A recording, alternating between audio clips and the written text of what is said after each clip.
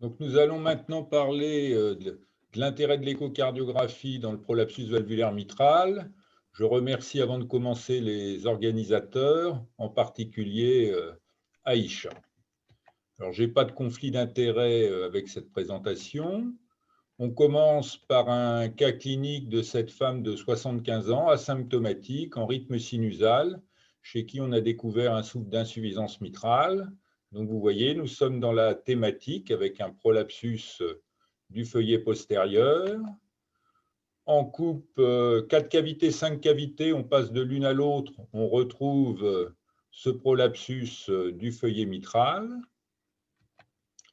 Ici, la fuite qui paraît pas très importante quand on regarde ce jet couleur lié à ce prolapsus.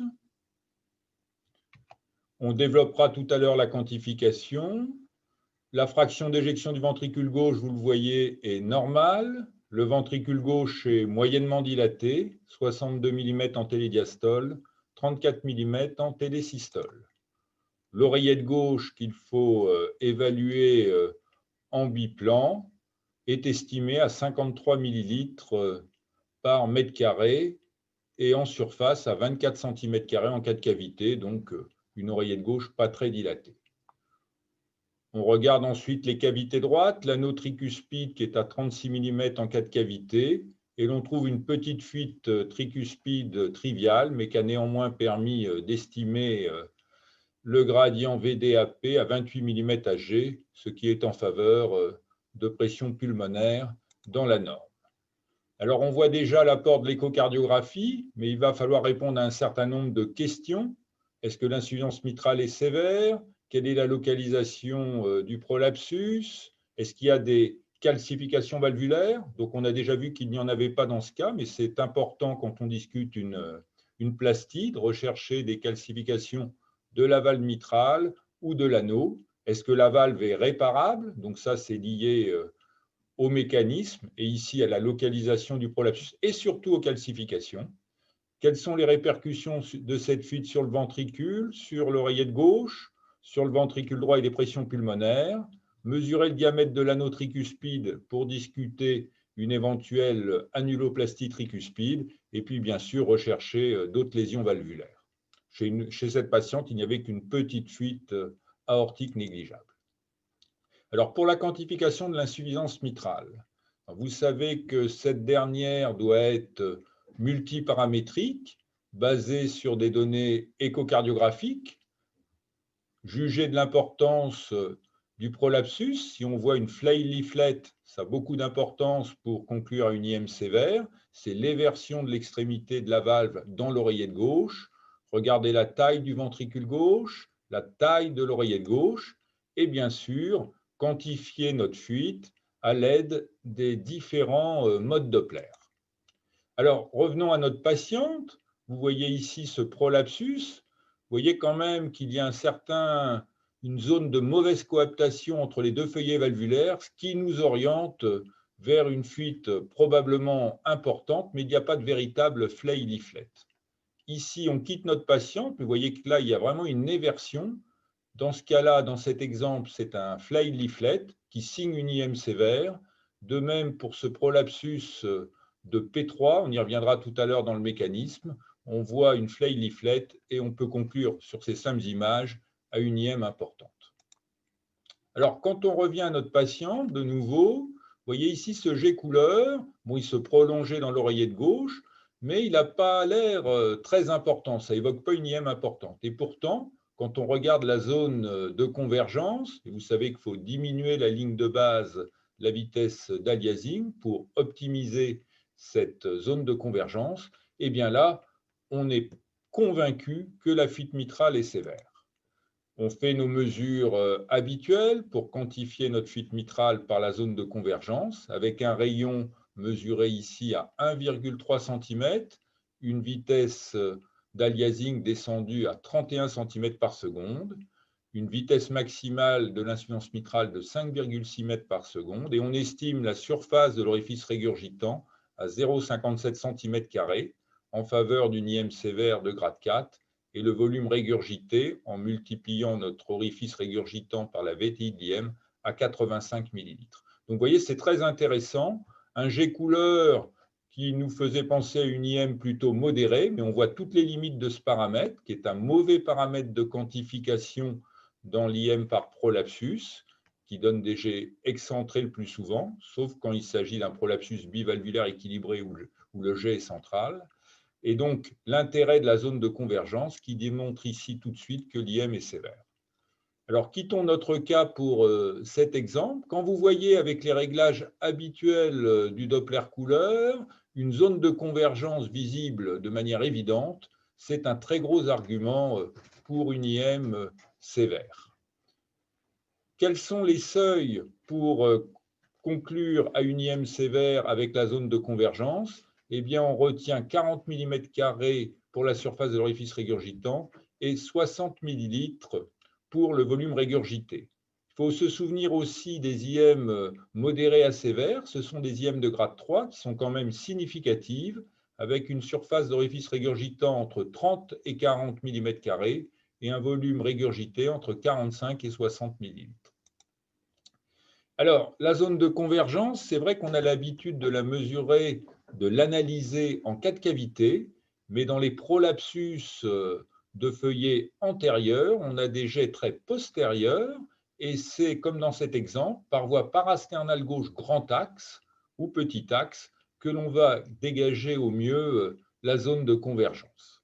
Donc on a ici, avec les réglages standards du Doppler couleur, notre flux d'IM dans l'oreiller gauche, et vous voyez que l'on dégage très bien notre zone de convergence, ce qui n'était pas le cas en cas de cavité, en parasternale. Et logiquement, votre tir Doppler continu va se faire dans cette même incidence, car c'est pour ces cas particuliers, dans cette incidence, que vous allez être aligné au mieux sur le GDM pour enregistrer votre flux en Doppler continu et donc mesurer l'ITV de l'IM et la Vmax de cet IM.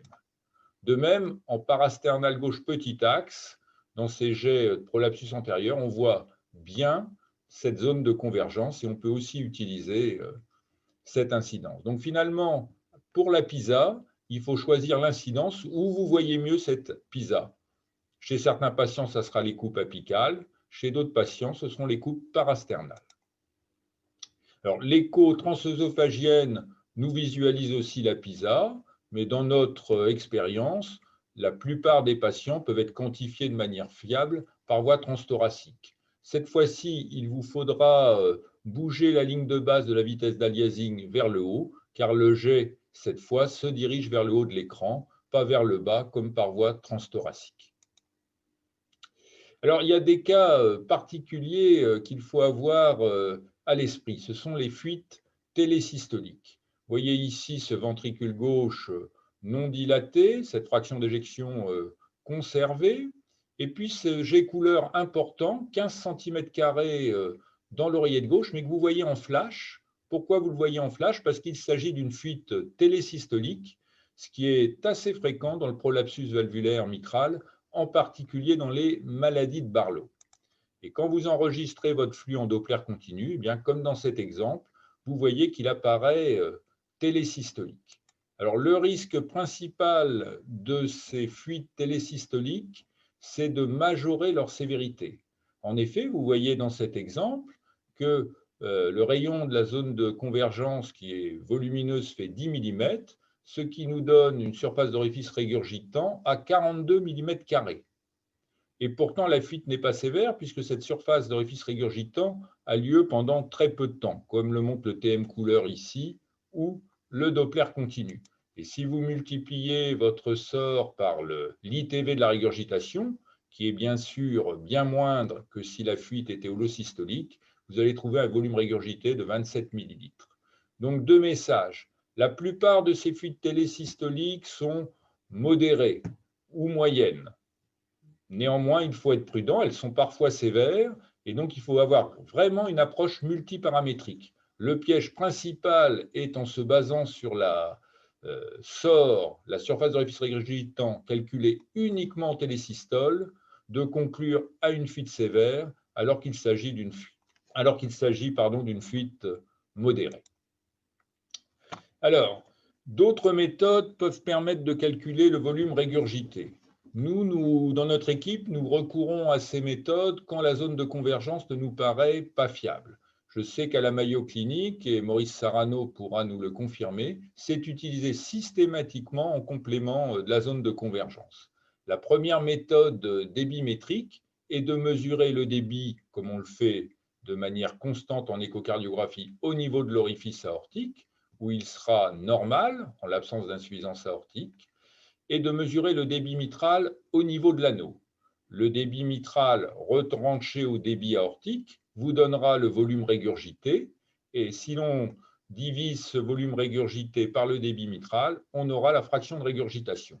Dans l'exemple, 218 ml de volume mitral antérograde, 71 ml de volume d'éjection au niveau de la valve aortique, volume régurgité égale 218 moins 71 égale 147 ml, que l'on divise par 218 pour obtenir la fraction de régurgitation. Donc c'est une méthode très intéressante qui est utilisée à la Mayo Clinique de manière routinière, mais la difficulté est d'être fiable dans la mesure du débit mitral, ce qui demande une courbe d'apprentissage. Nous, dans notre équipe, on préfère plutôt que de mesurer le débit mitral, mesurer le débit ventriculaire gauche, éjecté par le ventricule gauche à chaque systole, par Simpson biplan, et de calculer ainsi le volume régurgité, volume éjecté par le ventricule gauche moins volume éjecté au niveau du volume aortique, que l'on divise par le volume éjecté par le ventricule gauche pour obtenir la fraction de régurgitation. Le problème avec le Simpson biplan, c'est le risque de sous-estimation du volume éjecté par le ventricule gauche, et cette difficulté est en grande partie contournée par l'étude du 3D, par l'utilisation du 3D, qui permet de calculer ce volume d'éjection du ventricule gauche par systole de manière plus fiable, de le sous-estimer de manière moins franche, mais il faut avoir une échogénicité satisfaisante pour utiliser cette méthode. Il y a d'autres paramètres pour quantifier l'insuffisance mitrale, et il ne faut pas hésiter à les utiliser, car l'approche, dans notre expérience, sauf dans les cas évidents où l'IM est minime ou l'IM massive, ces paramètres sont très utiles. Encore une fois, cette approche doit être multiparamétrique. On peut regarder le diamètre de la vena contracta, regarder le flux mitral en Doppler pulsé, regarder l'aspect du flux en Doppler continu et sa forme, et regarder le flux veineux pulmonaire, en particulier la veine pulmonaire supérieure droite. Chez notre patiente, on revient à notre patiente, vous voyez que la vena contracta était à 6,2 mm en faveur d'une IM importante. Quand on regarde le flux mitral, dans les recommandations européennes, en l'absence de sténose mitrale, quand vous avez une vitesse maximale de l'onde E de plus de 1,5 m par seconde dans les recommandations européennes et plus de 1,2 m par seconde dans les recommandations américaines, c'est un argument en faveur d'une IM sévère. Mon opinion est que ce paramètre est vraiment pas un très bon paramètre, il est peu spécifique, pas très sensible, et donc je me méfie réellement de ce paramètre. Vous voyez, chez notre patiente qui avait une fuite importante, eh bien, la vitesse de l'onde 2 était de 1 m par seconde. Par contre, ce qui est intéressant, quand vous avez une onde A prédominante, plus grande que l'onde 2, c'est un bon argument pour une fuite modérée, minime ou modérée. Donc ça, c'est très intéressant. Donc bien regarder l'aspect du flux. Ce qui nous paraît intéressant pour quantifier de manière semi-quantitative cette fuite mitrale, c'est le rapport des VTI en l'absence d'insuffisance aortique et en l'absence de sténose mitrale. On peut rapporter la VTI au sommet de l'entonnoir mitral, à la VTI au niveau de la chambre de chasse ventriculaire gauche, et un rapport des VTI supérieur à 1,4 est en faveur d'une IM sévère. Vous voyez, dans notre exemple, chez notre patiente, on avait un rapport des VTI qui dépassait 1,5 en faveur d'une IM sévère. La forme en Doppler continu est assez intéressante. Quand vous avez une forme triangulaire avec un flux très dense et un pic précoce de fuite mitrale, c'est réellement une fuite massive. Mais dans ces cas, tous les critères sont au vert pour la fuite massive. Chez notre patiente, on avait un flux certes dense, mais sans pic précoce, sans forme triangulaire. Et puis le flux veineux pulmonaire, vous voyez, qui était inversé en systole chez notre patiente. Finalement, on arrive à quelque chose de très cohérent chez notre patiente, avec en faveur d'une IM sévère une SOR supérieure à 40 mm², un volume régurgité important, une vena contracta qui était à 6, un peu plus de 6 mm, donc qui n'atteignait pas les 7 mm, qui était dans la zone grise, un rapport des VTI augmenté et un flux veineux pulmonaire inversé et un retentissement de moyenne importance sur les cavités gauches et pas de retentissement sur les cavités droites ni sur la pression pulmonaire. Des arguments retenus par les recommandations européennes pour une IM minime ou de grade 2, grade 1 ou 2, un SOR de moins de 30, une PISA petite avec un rayon inférieur à 3 mm si l'on met la Nyquist entre 30 et 40, une vena contracta de moins de 3 mm, une onda prédominante sur le flux mitral en Doppler pulsé, un jet non dense et une taille de VG et d'OG dans la norme. Ça, ce sont les critères pour des IM minimes, mais généralement, on n'a pas trop de mal pour distinguer une IM minime.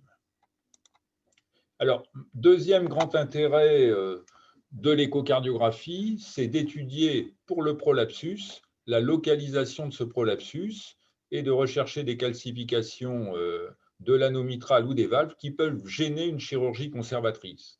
Donc, pour opérer, il faut une IM importante.